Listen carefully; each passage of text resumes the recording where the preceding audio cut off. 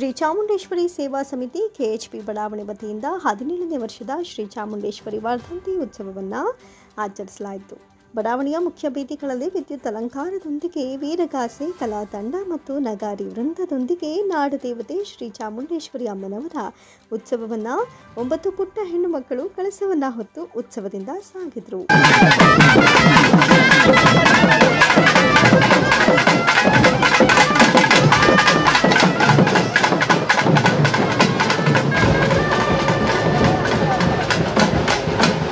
ಬಡಾವಣೆಯ ನಿವಾಸಿಗಳು ತುಂಬಾ ಹರ್ಷಚಿತ್ತರಾಗಿ ರಸ್ತೆಗಳ ಎರಡೂ ಬದಿಯನ್ನ ಸ್ವಯಂ ಪ್ರೇರಿತರಾಗಿ ಶುಚಿಗೊಳಿಸಿ ಉತ್ಸವವನ್ನು ಬರಮಾಡಿಕೊಂಡರು.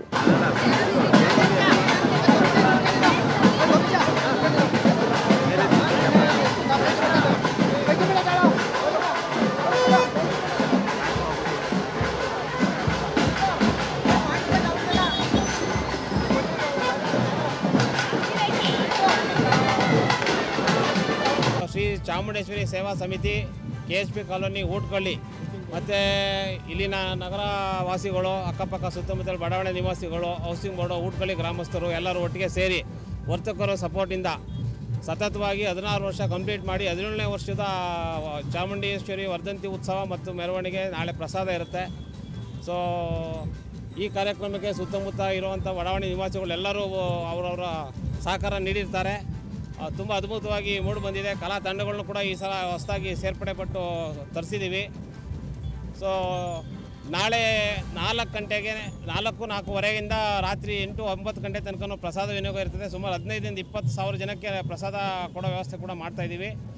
ನಿರಂತರವಾಗಿ ಪ್ರತಿ ಮಂಗಳವಾರ ಮತ್ತು ಶುಕ್ರವಾರ ಪ್ರಸಾದವನ್ನು ವಿನಿಯೋಗ ಮಾಡ್ಕೊಂಡು ಬರ್ತಾಯಿದ್ದೀವಿ ಪ್ರತಿ 1 ವರ್ಷದಿಂದ ಕಂಡೀಷನ್ ಆಗಿ.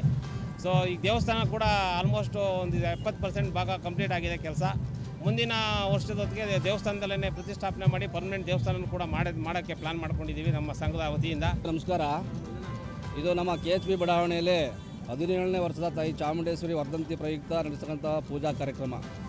ಈಗ ಆಲ್ರೆಡಿ ನಮ್ಮ ಕಾರ್ಯದರ್ಶಿಗಳು ಹೇಳಿದಂತೆ ಪ್ರತಿ ವರ್ಷ ಯಾವ ರೀತಿ ಒಂದು ತಾಯಿ ಉತ್ಸವವನ್ನು ಮೆರವಣಿಗೆ ಮುಖಾಂತರ ಮಾಡಬೇಕು ಅನ್ನೋ ಒಂದು ಪದ್ಧತಿ ಬೆಳೆಸ್ಕೊಂಡಿದ್ವಿ. ಅದೇ ರೀತಿ ನಾವು ಈ ರೀತಿ ಇವತ್ತು ಇಂದಿನ ಇದರಲ್ಲಿ ಕಡೆ ಶುಕ್ರವಾರ ಆದ್ದರಿಂದ ನಾವು ತಾಯಿಯ ವರ್ಧಂತಿ ಪ್ರಯುಕ್ತ ಆದ್ದರಿಂದ ನಾವು ಒಂದು ಕಾರ್ಯಕ್ರಮ ಅಂದ್ಕೊಂಡು ಇವತ್ತು ಕಲಾ ತಂಡಗಳು ಸ್ವಲ್ಪ ಈ ಸಾರಿ ಹೆಚ್ಚಿಗೆ ಮಾಡ್ಕೊಂಡಿದ್ದೀವಿ. ಯಾಕೆಂದರೆ ತಾಯಿ ನಮಗೆ ಆ ರೀತಿಯ ಒಂದು ಉತ್ಸವನ ಕೊಡ್ತಾ ಇದ್ದಾಳೆ. ನಮಗೊಂದು ಹೇಳ್ಬೇಕಂತ ಒಂಥರ ಪುಷ್ಟಿ ಇದ್ದಾಗೆ. ನಾವು ತಾಯಿ ಹತ್ರ ಬಂದಾಗ ನಮ್ಗೆ ಏನೋ ಗೊತ್ತೇ ಆಗಲ್ಲ, ಆದರೆ ತಾಯಿನ ಏನು ಮಾಡಬೇಕು ಕಾರ್ಯಕ್ರಮ ನೀಟಾಗಿ ಮಾಡಿಸ್ಕೊತಾ ಇದ್ದಾಳೆ. ಇದಕ್ಕೆಲ್ಲ ಮುಖ್ಯ ಕಾರಣ ನಮ್ಮ ಬಡಾವಣೆಯ ನಿವಾಸಿಗಳು ಮತ್ತು ನಮ್ಮ ವರ್ತಕರು ಹಾಗೂ ಸುತ್ತಮುತ್ತಲಿನ ಭಕ್ತಾದಿಗಳು. ಈಗ ಆಲ್ರೆಡಿ ನಾವು ಭಕ್ತಾದಿಗಳನ್ನ ನಮ್ಮ ಕೇಳ್ತಾ ಇದ್ದೀವಿ. ಅವ್ರ ಕಷ್ಟಗಳನ್ನ ತಾಯಿ ಈಡೇರಿಸ್ತಾ ಇದ್ದಾರೆ. ಅದಕ್ಕೆ ನಮಗಾಗಲೇ ಹೆಚ್ಚು ಕಮ್ಮಿ ಒಂದು 20-25 ಜನ ಬಂದಿದ್ದಾರೆ. ಅವ್ರ ಮಕ್ಕಳಿಗೆ ಅನಾರೋಗ್ಯ ಇರ್ಬೋದು, ಮಕ್ಕಳಿಗೆ ವಿದ್ಯಾಭ್ಯಾಸ ಇರ್ಬೋದು, ವಿವಾಹ ಇರ್ಬೋದು, ಅನಾರೋಗ್ಯ ಇರ್ಬೋದು, ಎಲ್ಲ ಕೇಳಿಕೊಂಡು ಆ ತಾಯಿ ಕೃಪೆಗೆ ಎಷ್ಟು ಜನ ಪಾತ್ರ ಆಗ್ತದೆ ಅಂದರೆ ನಾವೇ ಪ್ರತಿದಿನ ಕೇಳ್ತಾ ಇದ್ದೀವಿ. ಕಾರ್ಯಕ್ರಮದಲ್ಲಿ ಗೌರವಾಧ್ಯಕ್ಷ ಲೋಕೇಶ್, ಅಧ್ಯಕ್ಷ ಸಿದ್ದರಾಜು, ಕಾರ್ಯದರ್ಶಿ ರಾಘವೇಂದ್ರ, ದಿನೇಶ್ ಕುಮಾರ್, ದಿನೇಶ್ ನಾಗರಾಜು ಸೇರಿದಂತೆ ಸಮಿತಿಯ ಇನ್ನಿತರ ಸದಸ್ಯರು ಭಾಗಿಯಾಗಿದ್ದರು.